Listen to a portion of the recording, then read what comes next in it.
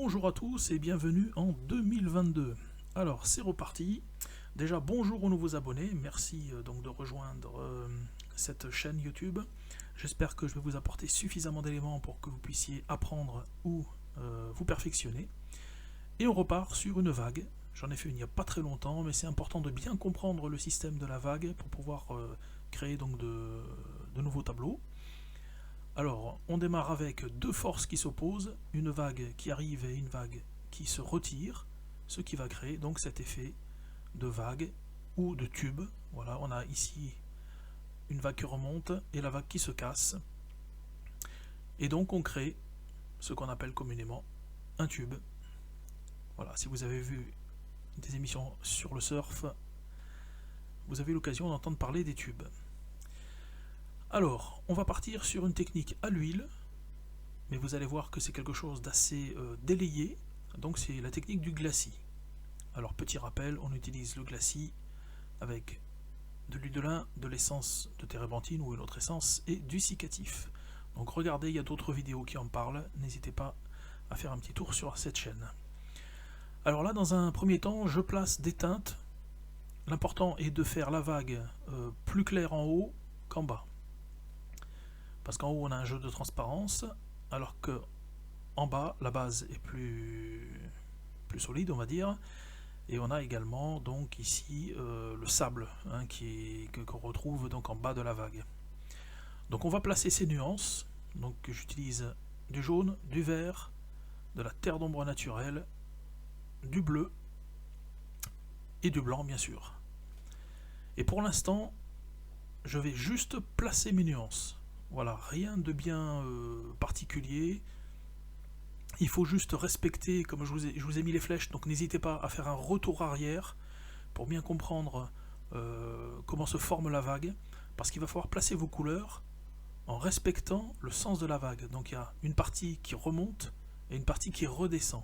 Donc il faut suivre, quand vous allez placer vos teintes, il faut suivre ce mouvement. C'est vraiment quelque chose d'important. Donc surtout, faites un retour arrière, regardez bien le mouvement, que j'ai placé des flèches. Voilà, c'est important de comprendre ce système-là. Et ensuite, tout au long de cette vidéo, qui est assez courte, voilà, je l'ai mis en accéléré parce qu'il n'y a pas besoin de détailler plus que ça.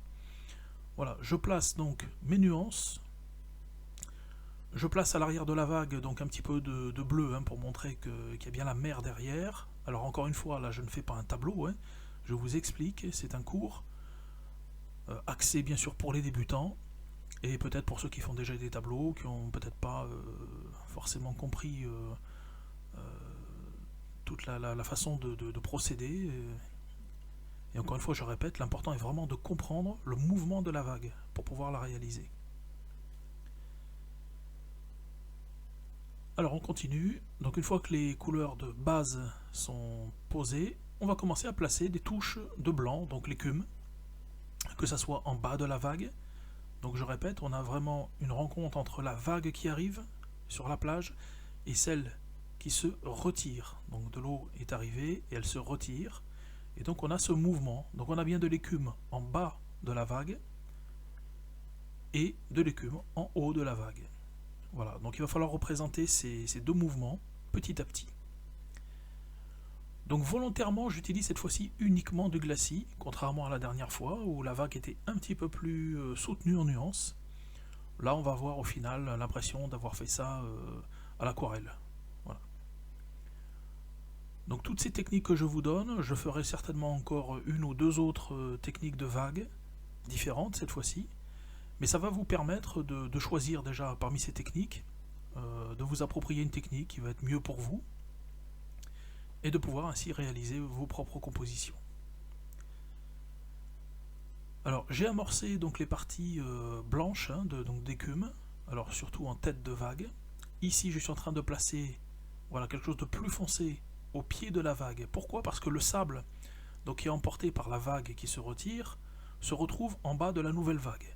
Et ça commence à remonter légèrement dans cette vague. Donc c'est important de placer des nuances plus foncées au pied de la vague. Et ça va permettre de créer donc ce mouvement. Et regardez bien, je suis bien le sens des flèches que je vous ai indiquées au début de la vidéo. Donc encore une fois, reportez-vous au début de la vidéo, retournez-y de temps en temps pour bien comprendre le mouvement qui est amorcé.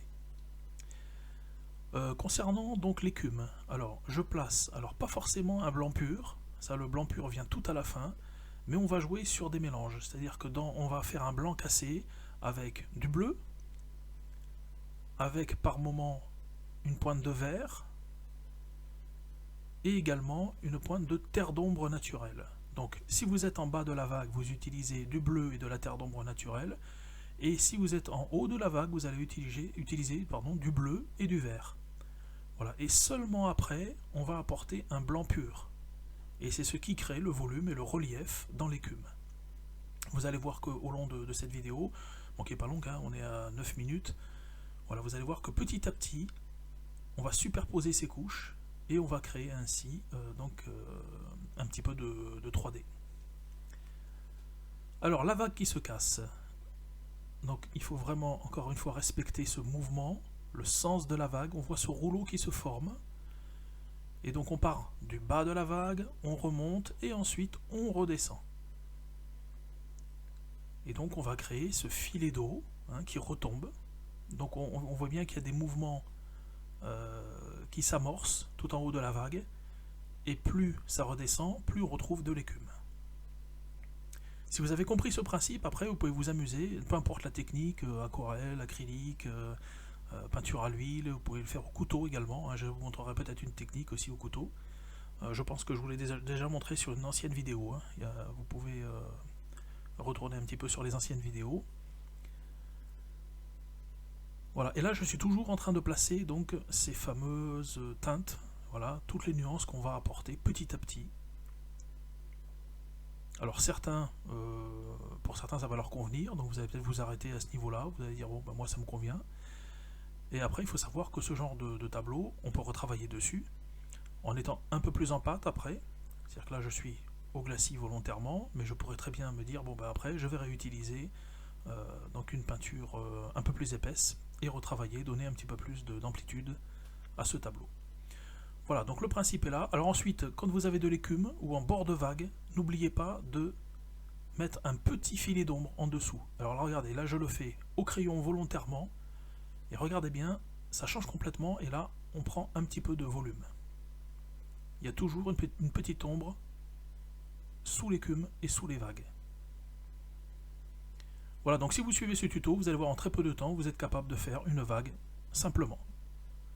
Je vous montre la fin, je vous dis à très bientôt, merci d'avoir suivi cette vidéo, n'hésitez pas à en parler autour de vous, et surtout, n'oubliez pas ce petit pouce levé qui est important pour moi.